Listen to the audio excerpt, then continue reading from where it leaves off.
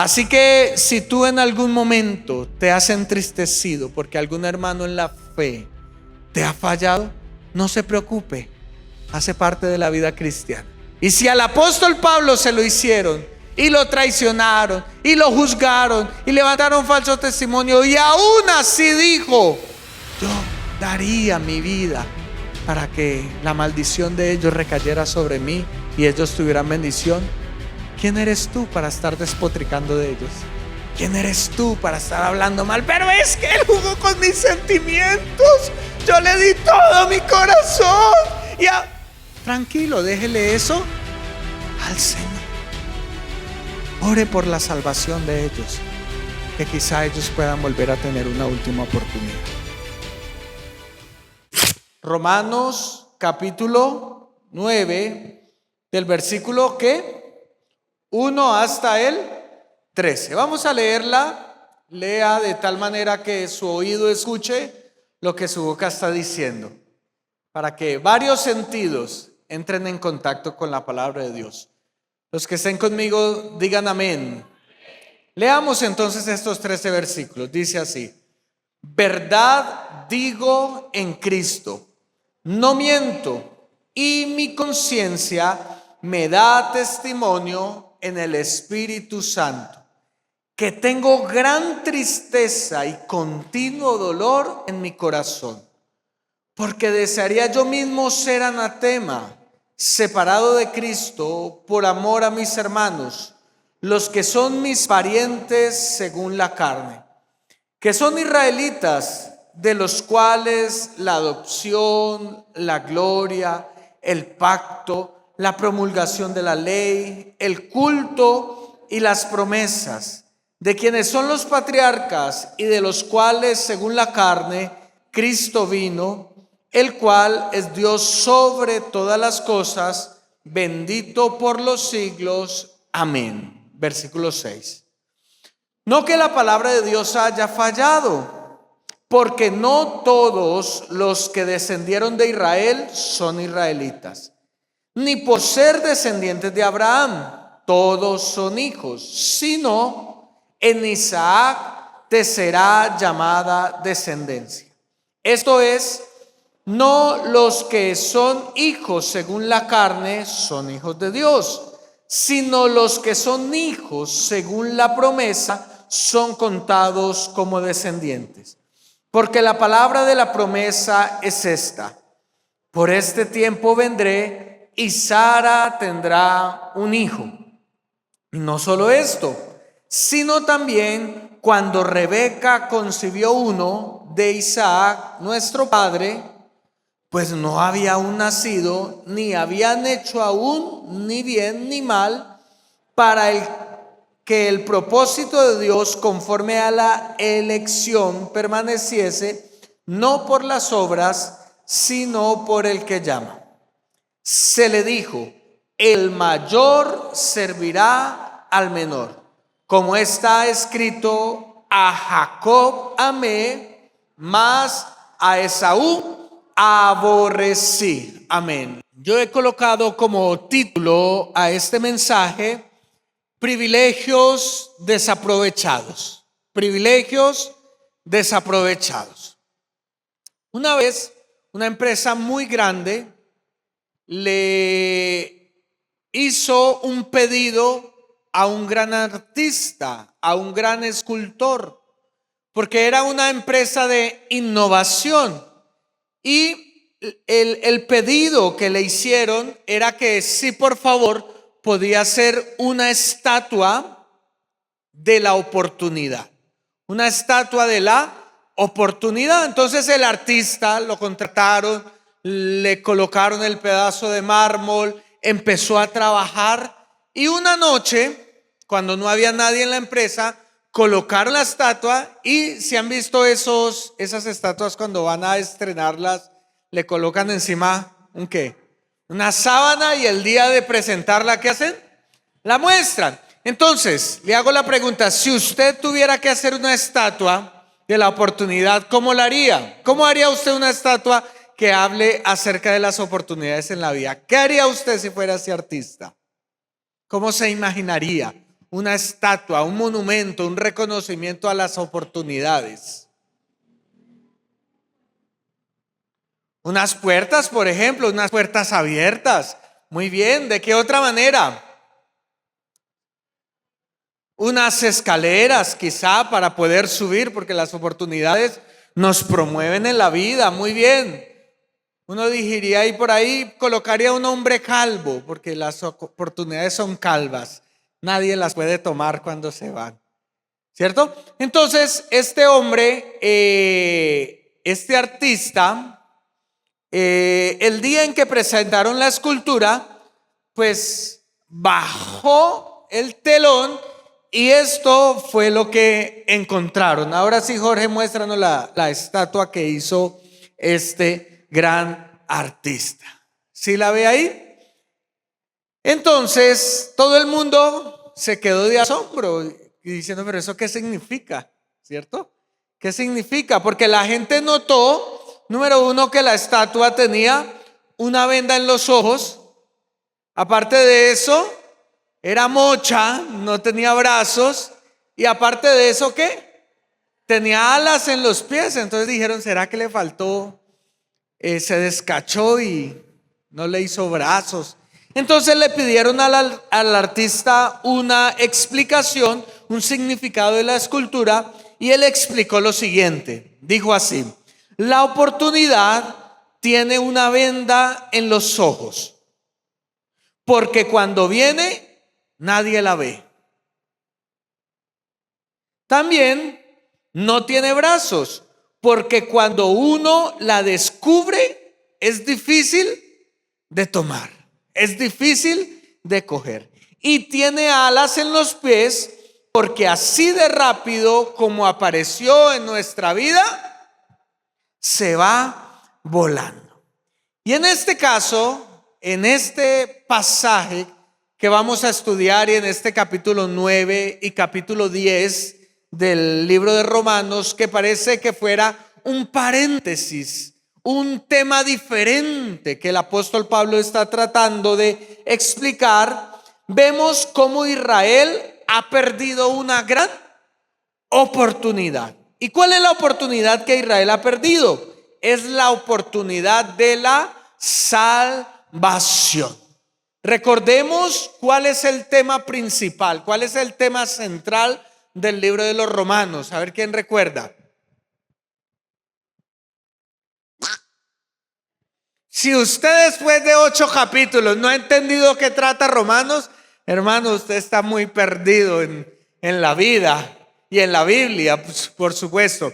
¿Sobre qué? ¿Cuál es el tema principal de Romanos que hemos predicado todos estos miércoles? Uno que se atreva para no herir el corazón de los pastores. La justificación. Muy bien.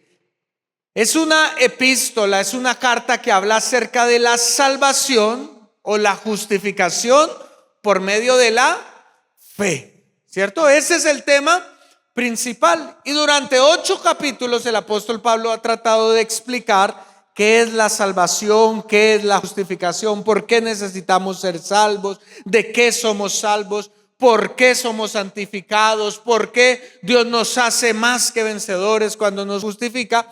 Pero ahora acá en el capítulo número 9 parece que el apóstol Pablo se le hubiera perdido el primer escrito y hubiera vuelto a empezar a escribir la carta.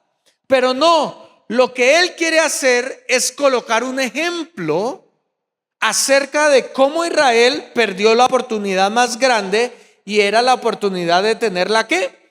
La salvación. Y es que Dios le dio muchos privilegios a Israel. Mira el versículo 4 y el versículo 5. ¿Cuáles son los privilegios o las oportunidades que Israel perdió y que ahora tenemos nosotros los que no somos judíos? A ver, revise ahí en el versículo 4 cuáles son estos privilegios. Número 1, el privilegio, la adopción. Es el primer privilegio que Israel perdió. ¿Qué es la adopción? Es la calidad por el cual una persona, a través de un acto legal hace que un completo desconocido se convierta ¿en qué? En un hijo. Es decir, alguien que no tiene derechos frente a esa persona ahora obtiene todos los derechos. Entonces, por eso el apóstol Pablo dice, Israel perdió la oportunidad, porque en el Antiguo Testamento Dios se refiere a Israel como su hijo, ¿cierto? Pero entonces acá el apóstol Pablo, que es la única vez que lo utiliza, dice, es que Israel tenía la oportunidad y fue adoptado. Fue tomado como un hijo, pero lo desaprovechó. ¿Cuál es la segundo privilegio que perdió Israel? La gloria. No, ahí no dice la gloria de Dios, ¿cierto?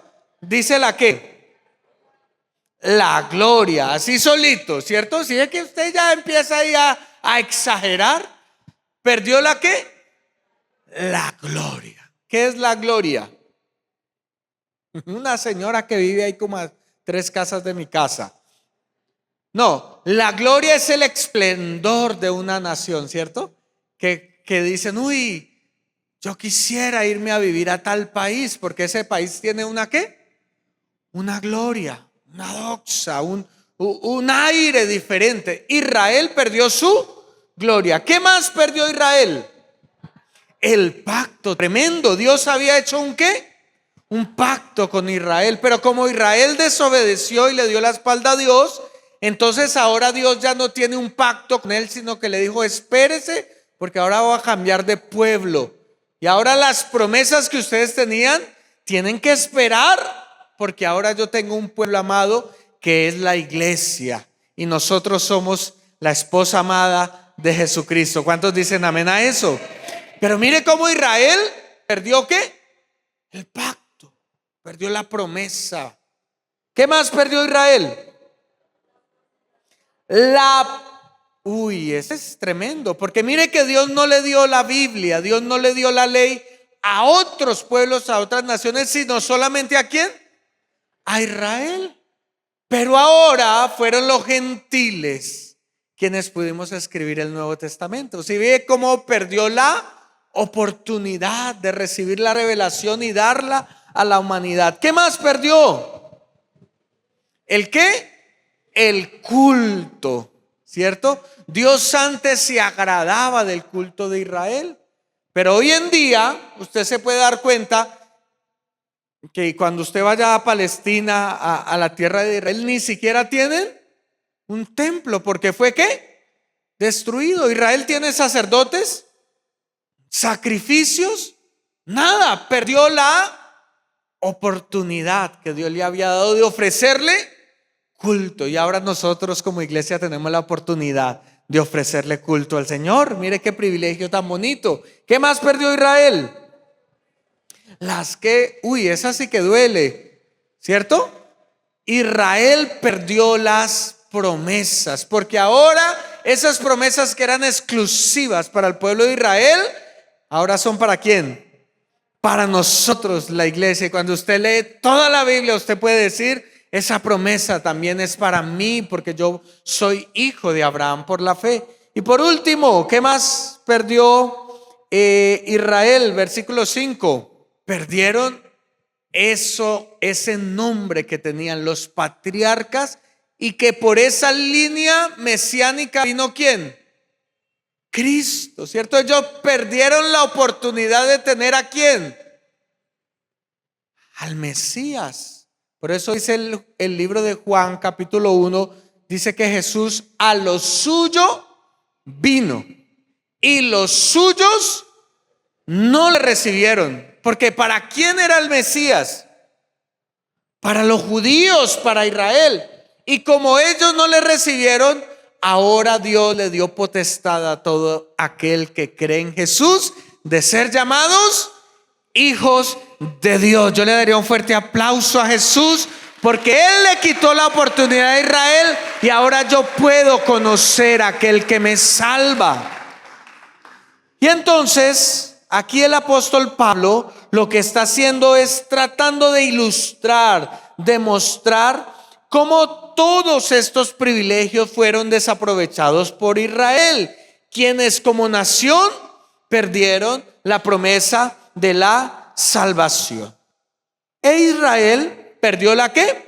La oportunidad. Entonces entremos a estudiar estos 13 versículos. Quiero iniciar con los 3 primeros versículos. Cuando dice: verdad digo en Cristo, no miento, y mi conciencia me da testimonio en el Espíritu Santo, que tengo gran tristeza y continuo dolor en mi corazón, porque deseara yo mismo ser anatema, separado de Cristo, por amor a mis hermanos, los que son mis parientes según la carne. Aquí en estos 3 primeros versículos encontramos el dolor del apóstol Pablo por el fracaso de Israel. Al apóstol Pablo le dolía en su corazón que toda la nación que estaba esperando a su Salvador, la promesa del Mesías, no creyera en él y hubiera fracasado. Y era un dolor verdadero, porque si usted mira el primer versículo, utiliza 5 palabras como para decir que lo que va a decir es ciertísimo. Digo la verdad, como cuando usted dice de verdad. Pero aparte de eso dice ¿cómo?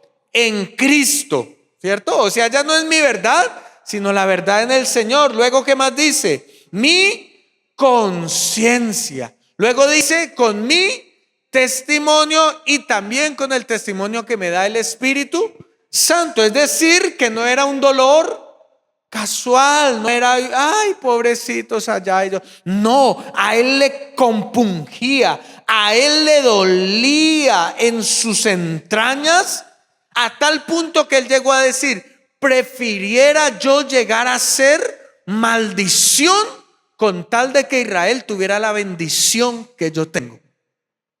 Tremendo ese dolor que él tenía, ¿cierto? Es como si usted tuviera que cambiar su vida, la que usted tiene, y usted dice: uy, es que yo tengo tan poquito.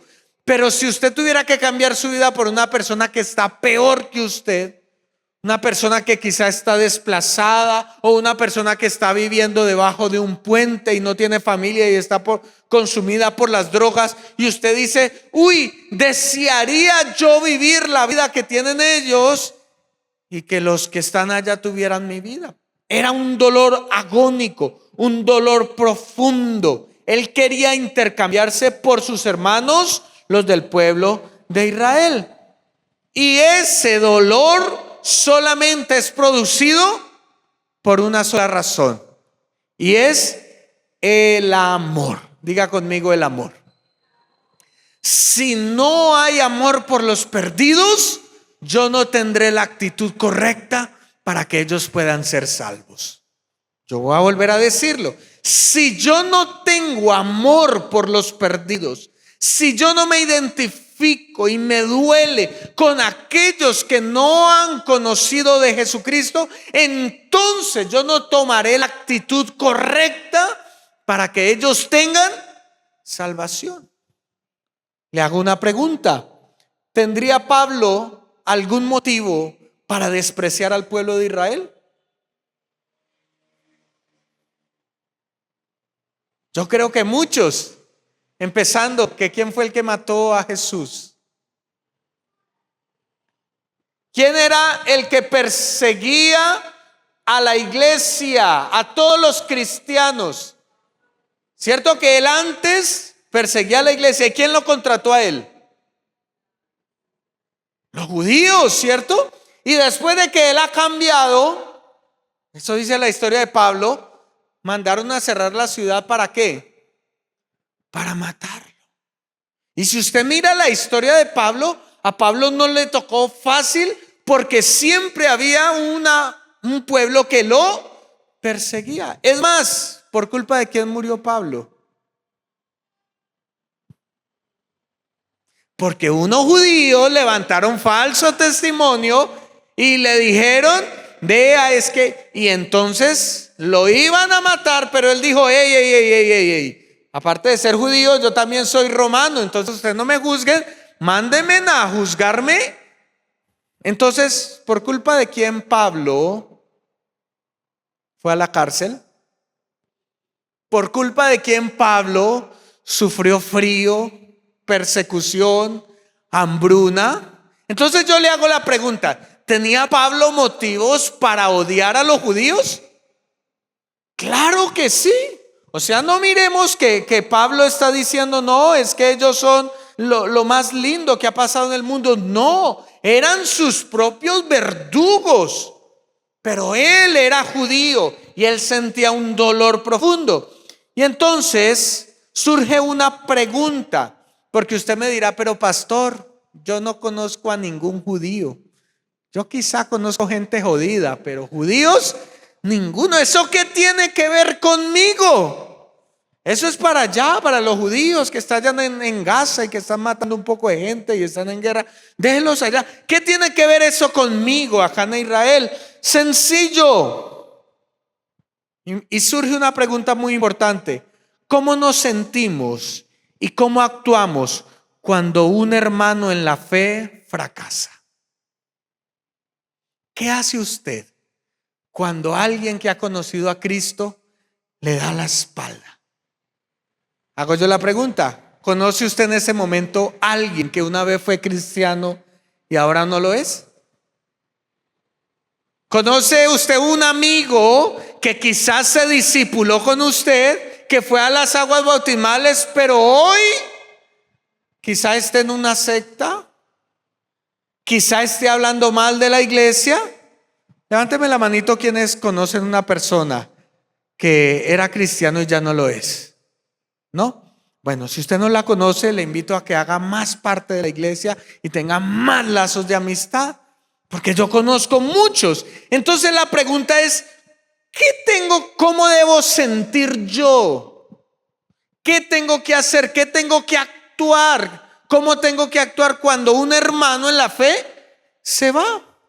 Y el apóstol Pablo nos lo contesta a través de estas palabras. Número 1, el apóstol Pablo dice en Gálatas capítulo 6 versículo 1, porque él está diciendo: a mí me duele, yo quisiera intercambiar mi vida por ellos. Mire lo que Pablo escribió en Gálatas capítulo 6 versículo 1. Dice: hermanos, si alguno fuere sorprendido en alguna falta, vosotros que sois espirituales, restaurarle con espíritu de mansedumbre, considerándote a ti mismo, no seas que tú también seas tentado.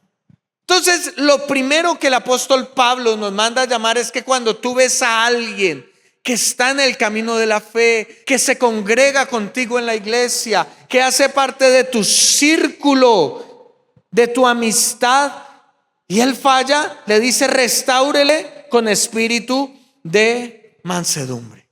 ¿Por qué? Porque nuestro objetivo no debe ser amontonar dolor y culpa sobre un hermano o una hermana herida, sino mostrar misericordia, amor y perdón. Porque nosotros somos buenos para acogerlos a ellos como mal ejemplo. Uy, es que ese hermano y eso que él venía a la iglesia, pero ahora usted lo ve, vea cómo perdió el negocio, véalo cómo perdió la familia. Y hay que el pecador, que el que sabe que nos hizo quedar mal, regrese otra vez al culto. Hay hermanos que cuando los ven hacen: ay, un fantasma, ¿es usted? Y el apóstol Pablo está diciendo: no, tú tienes que hacer algo para restaurarlo a él.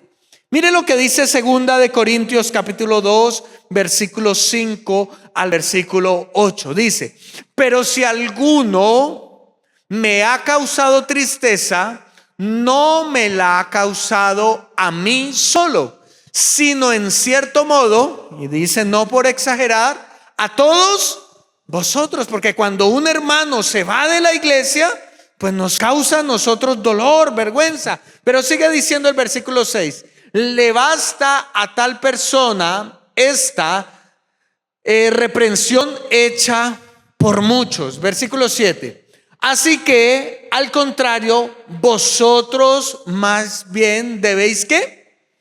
Perdonarle y consolarle, para que no sea consumido con demasiada tristeza. Y termina el versículo 8 diciendo: por lo cual os ruego que confirméis el amor para con él. Miren lo que está diciendo la palabra de Dios. Al caído no hay que caerle. Al caído hay que ¿qué? Restaurarlo, levantarlo con amor. Por ejemplo, le voy a colocar un ejemplo. Cuando yo hablo de compañeros míos que iniciaron en el ministerio y hoy en día ya no están porque fracasaron, ¿cierto? Yo ahorita este mes estoy cumpliendo 20 años de ministerio. A los 16 años yo le dije: Señor, yo quiero servirte a ti. Y entonces yo empecé a servirle al Señor, y conmigo empezaron muchos en el seminario bíblico, y el pastor Isidro nos dio la oportunidad de ser pastores, de predicar en otras iglesias, y algunos fracasaron moralmente, todo eso. Y cuando yo empiezo con otros compañeros a hablar de ellos, porque me dan unas ganas de decir: uy, es que yo sí estoy acá firme, pero ellos, porque esa es la tentación de todo ser humano, coger a los demás ¿de qué? De escarnio, de ejemplo. Entonces al final siempre hago una reflexión cuando estoy hablando de esos compañeros y digo: pero esa persona hubiera podido haber sido yo. Por eso yo tengo que tener cuidado, porque eso que le pasó a él me pudo haber pasado a mí. Por eso es que cuando tú ves un hermano en debilidad, cuando ves que un hermano se divorcia, cuando ves que un hermano cae en pecado, no lo juzgues, no lo critiques. Habla con él, ámalo y muéstrale la misericordia del Señor. ¿Ustedes recuerdan la historia del hijo pródigo? ¿Cierto? ¿Qué hizo el hijo pródigo? Se fue, ¿cierto? ¿Y qué hizo el papá del hijo pródigo? Cuando él le dijo: deme la plata y todo, se fue. ¿Qué hizo el hijo pródigo? ¿Qué hizo el papá del hijo pródigo? ¿Le dijo qué? Chao, váyase. ¿Qué hubiera pasado si el papá del hijo pródigo le hubiera dicho: no te vayas, por favor, quédate? O si se va y después a la semana el papá va y le dice: ay, hijo, vuelva. ¿Qué hubiera pasado con el hijo pródigo? ¿Se hubiera arrepentido?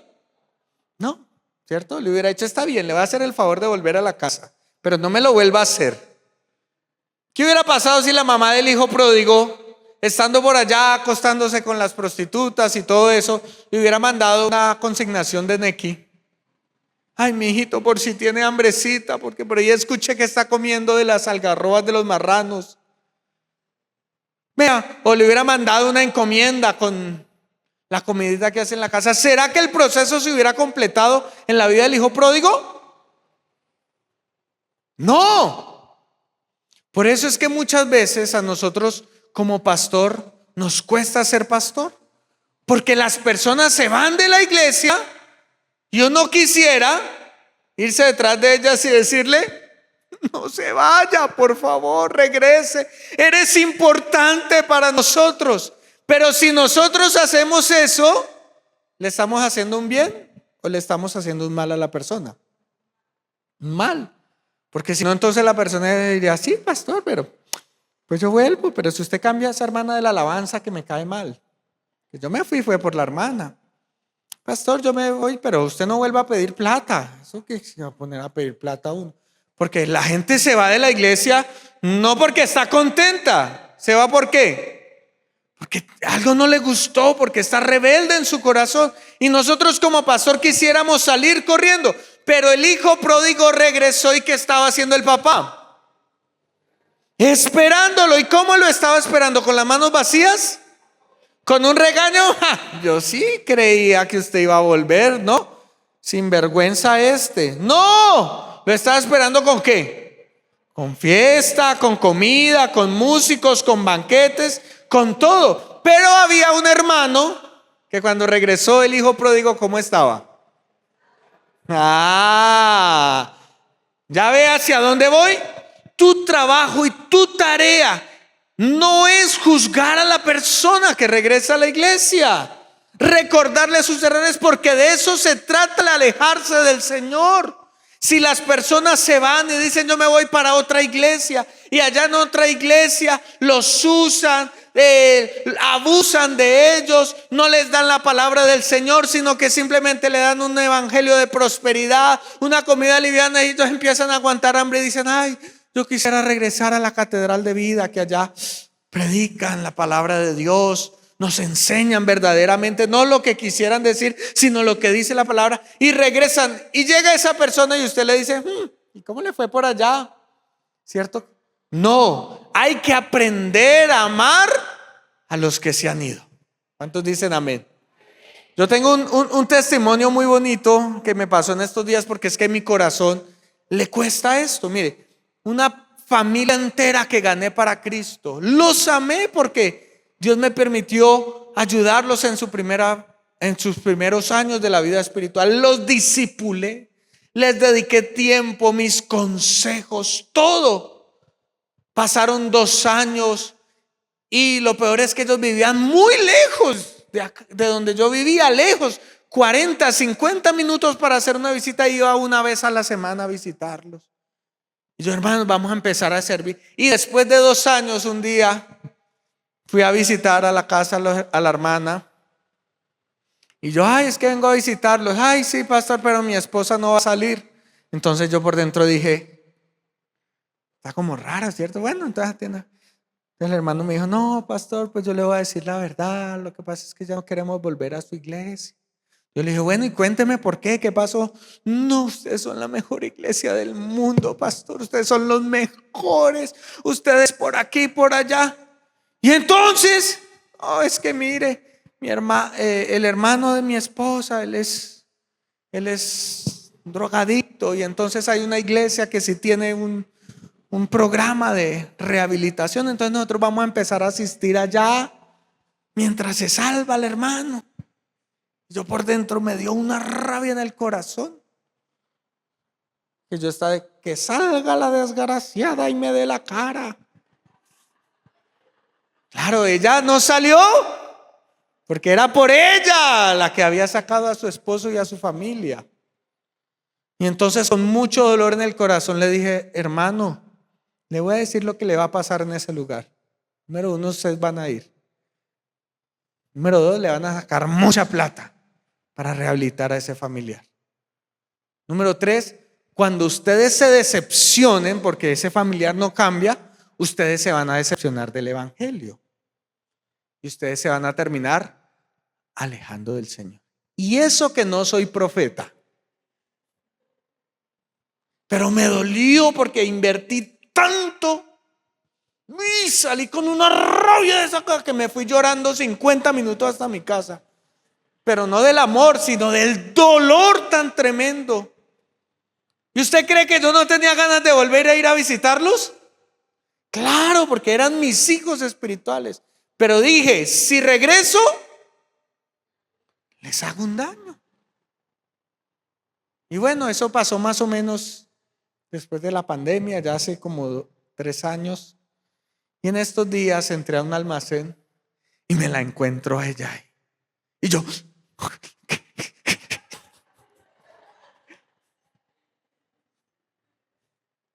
y se levantó algo contra mí. Yo: uy, véalo, cuando yo estaba como el pastor de ella, a ella no le tocaba trabajar, porque solo el esposo trabajaba y les iba bien y tenían un negocio en la casa.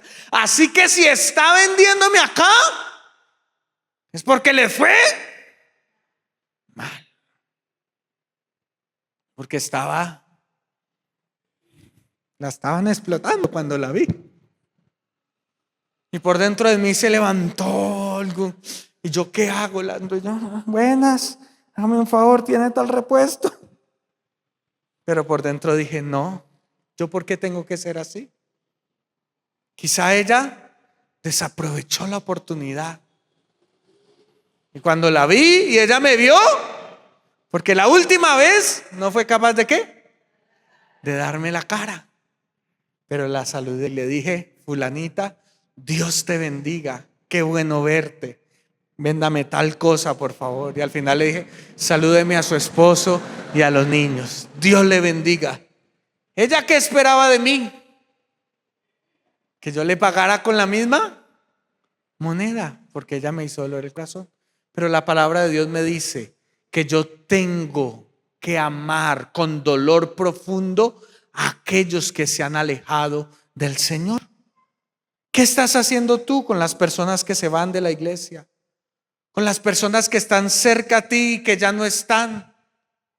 ¿Será que tu actitud está haciendo que ellas no regresen, o por lo contrario, tú estás orando y esperando el momento? Y el día que regresen a la casa de Dios, nosotros le vamos a decir: bienvenidas a su casa, te estábamos esperando. Continúa en el mismo lugar donde te fuiste. Porque ese es el resultado de tener a Cristo en el corazón. Esa es mi tarea como pastor y su tarea como iglesia.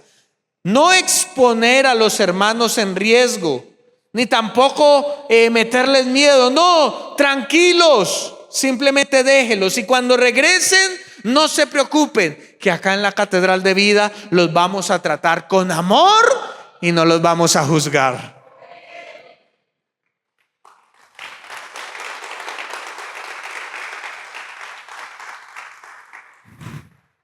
Versículo 6, surge otra pregunta, peor aún, que quizá usted se ha hecho. Mire, tan bonita la Biblia que nos da las respuestas a lo que muchas veces uno piensa, pero uno no es capaz de hacer o decir. Dice el versículo 6, no que la palabra de Dios haya fallado, porque no todos los que descienden de Israel son israelitas. Entonces surge ahora una pregunta muy importante: ¿por qué se van los hermanos? ¿Por qué caen en la desgracia? ¿Por qué le dan la espalda a Dios y pierden su salvación? ¿Por qué terminan en otra iglesia mala donde hay gente que los oprime? ¿Por qué? ¿Por qué? Y el apóstol Pablo está diciendo: tenga cuidado, porque no es a causa de que Dios se haya equivocado, sino por lo contrario.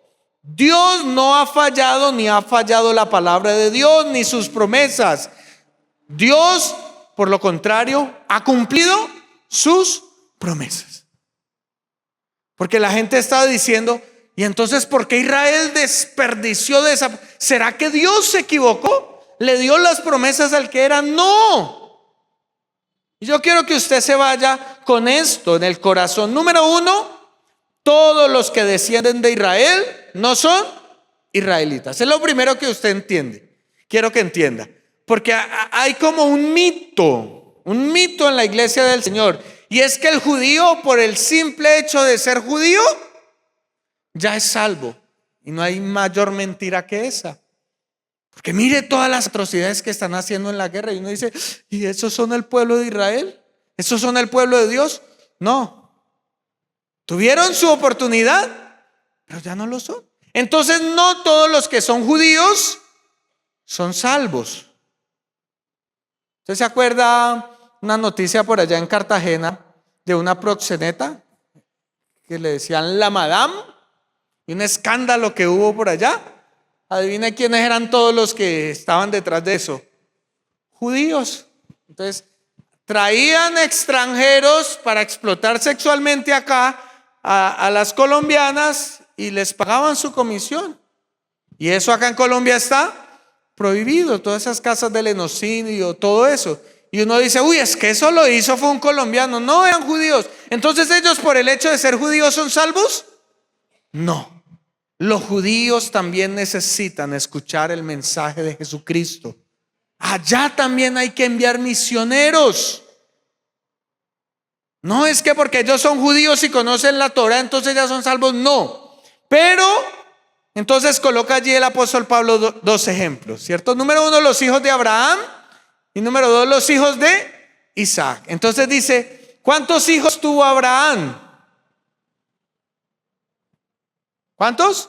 Dos, ¿cierto? Uno se llamó el mayor Ismael y el segundo se llamó Isaac. Y aunque los dos fueron hijos de él, la promesa solamente recayó sobre Isaac. Aunque Ismael era hijo en la carne de Abraham. Asimismo sucedió con los hijos de Isaac. ¿Cuántos hijos tuvo Isaac? 2. Uno se llamó Esaú y el otro se llamó Jacob. Pero sobre ambos recayó la promesa. No, por eso la Biblia dice que el mayor servirá al menor. Porque ¿qué es lo que nos enseña y cuál es el principio que está detrás de esto? Que así como no todos los hijos de Israel, no todos los israelitas son hijos de Dios y son israelitas, asimismo no todos los que se dicen estar en la iglesia son hijos de Dios. Y uno no quisiera predicar esto, pero es mi deber como pastor enseñarle que dentro de la congregación hay personas que se hacen llamar cristianos, pero en realidad son lobos rapaces. Jesús lo dijo en el Evangelio de Mateo capítulo 7 versículo 21, cuando dijo: no todo el que me dice Señor, Señor, entrará en el reino de los cielos, sino el que hace la voluntad de mi Padre que está en los cielos. No es que yo soy cristiano, déjeme entrar a su casa. No todo el que dice ser cristiano es un hijo de Dios. Dentro de la iglesia hay personas que solamente quieren aprovecharse. Hay hombres, hay muchachos que solo vienen a la iglesia para acostarse con las muchachas, para proponerles de que tengan relaciones sexuales. Y entonces le dice: hermanita, ¿y por qué no vamos y damos una vuelta? Vamos allí para un pueblito lo más de lindo, que es frío, y estamos los dos solitos. Ay, pero eso no es de cristiano. Ay, hermana, pero usted no me ha visto en la iglesia. ¿Usted no ve que el pastor me saluda? Vámonos. Vamos y hacemos un paseo los dos solitos, que eso no pasa nada. Y el domingo vamos a culto. Vámonos el viernes, el sábado y el domingo llegamos al culto. No todo aquel que me dice Señor, Señor, sino aquel que hace ¿qué? La voluntad de Dios. Entonces hay hombres y mujeres que solamente están buscando sexo dentro de la iglesia. Asimismo, hay personas dentro de la iglesia que solamente están buscando dinero. Que usted les preste plata, que usted les fíe mercancía. Y entonces vienen los hermanos después decepcionados, donde el pastor le dice: pastor, hable con tal persona, que vea que yo le presté 400,000 pesos y no me lo... Y uno dice: hermana, yo ni soy ni juez ni soy policía. A mí me nombraron, fue pastor de esta iglesia. Pero pastor, ¿usted no va a hacer nada? No. ¿Por qué? Por una simple razón. Porque cuando usted hizo negocios con el hermano, con el supuesto hermano, no me metió en el negocio. Si usted me hubiera metido en el negocio, hubiera sido un negocio de los tres y yo no me dejo dar en la cabeza. Pero como usted no me llamó el día que le iba a prestar la plata, que le iba a dar la mercancía, que le prestó la moto para dar una vueltica nada más, como ese día usted no me llamó a preguntarle para yo advertirle que no sea tan... Entonces, por esa única razón, no le voy a decir nada. ¿Pero por qué, pastor? Bueno, Juan lo respondió en primera de Juan capítulo 2. Hijitos, ya es el último tiempo. Y eso que Juan lo dijo hace ¿cuántos años? Hace 2000, y él creía que ya era el último tiempo. ¿Será que estamos más cerca del último tiempo? Claro, y mire lo que está diciendo Juan: ya es el último tiempo, y según vosotros oísteis que el anticristo viene. Así ahora han surgido muchos anticristos. Por esto conocemos que es el último tiempo. Y da la respuesta en el versículo 19.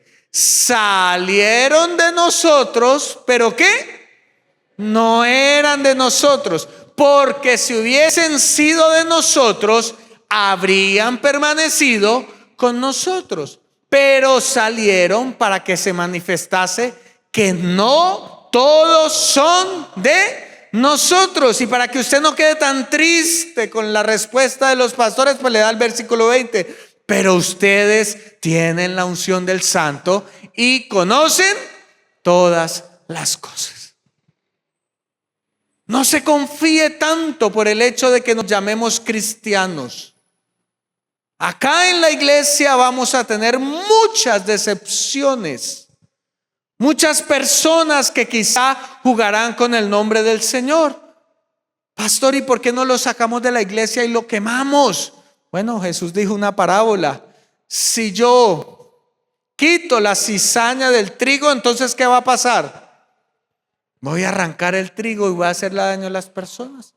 Quizá esa persona mala está muy cerca a usted, pero no se preocupe. El Señor ha prometido guardarte, aunque te desilusiones de aquellos que dicen ser cristianos, pero no lo son.